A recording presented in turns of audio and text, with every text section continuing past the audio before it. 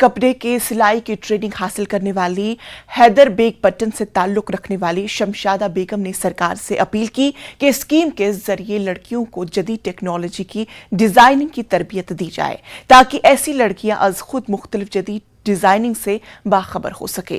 शमशादा का कहना है कि उन्हें ट्रेनिंग नहीं मिलने की वजह से यूट्यूब और दीगर साइट्स का इस्तेमाल करना पड़ता है जो उनका सद्भाव नहीं हो सकता।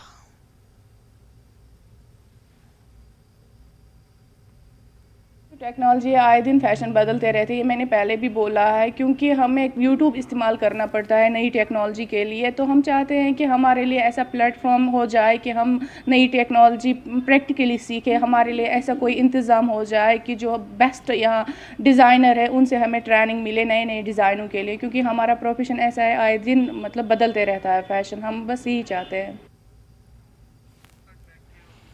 जम्मू कश्मीर क्रिकेट एसोसिएशन की जानिब से टैलेंट हंट के लिए मुंतखब करने के लिए मुख्तलिफ उम्र के जुमरों का इंतखाब होना था, जिस पर मोहम्मद अब्बास मलिक नामी एक खिलाड़ी ने जम्मू कश्मीर क्रिकेट एसोसिएशन पर इल्जाम आयद किया कि बगैर ट्रायल के शॉर्टलिस्ट तैयार की गई है, जिससे बासलाहियत खिलाड़ी महरूम रह गए हैं। उन्होंने इंतजामिया से अपील की कि इस लिस्ट को मनसूख करे और बाज़ाब्ता ट्रायल करके खिलाड़ियों का सिलेक्शन किया जाए।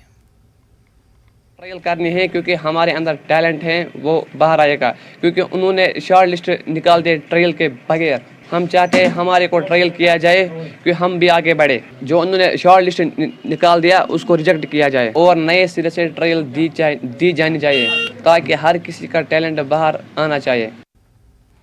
Y20 के मेंबर्स को लद्दाख की शानदार सकाफती वर्से की झलक उस वक्त मिली जब उन्होंने अपने दिन भर की सैर के एक हिस्से के तौर पर हिमस और थस्के मोनेस्ट्री का दौरा किया। मोनेस्ट्री में उनका शानदार रिवायती इस्तकबाल किया गया। मुदब्बिन ने इस दौरान मास्क डांस का भी मजा लिया।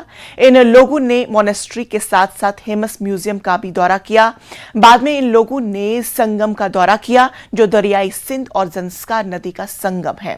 उनका दौरा गुरुद्वारे श्री पत्थर साहब पर इख्तिताम हुआ।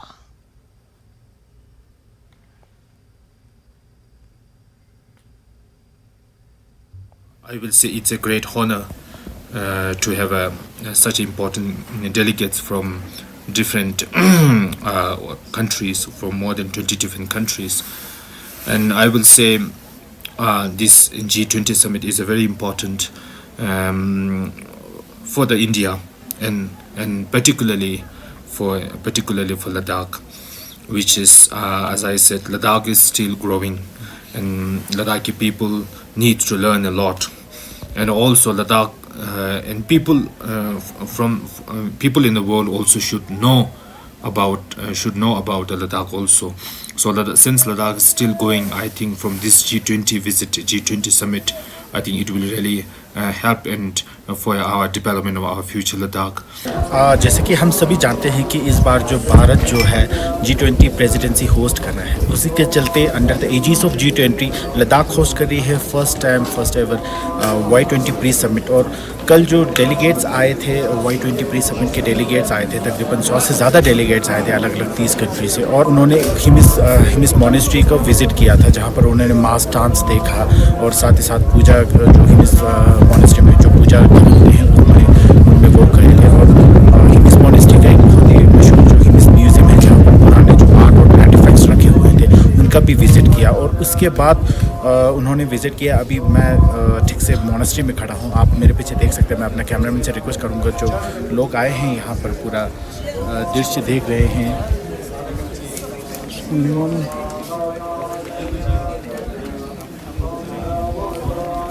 लोग यहाँ पर आए हैं, अभी यहाँ हिमिस मोनेस्ट्री के पूजा घरों में भी जा रहे हैं, माथा टेक रहे हैं और वो बड़े खुश हैं यहाँ के।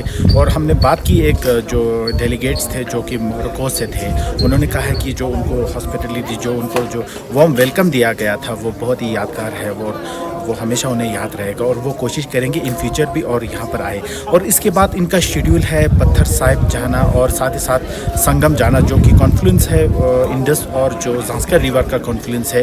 वो वहाँ पर जो लंच के बाद ये डेलीगेट्स वहाँ पर भी विज़िट करेंगे। कैमरामैन निसार हुसैन के साथ मैं टिकमेट न्यूज़।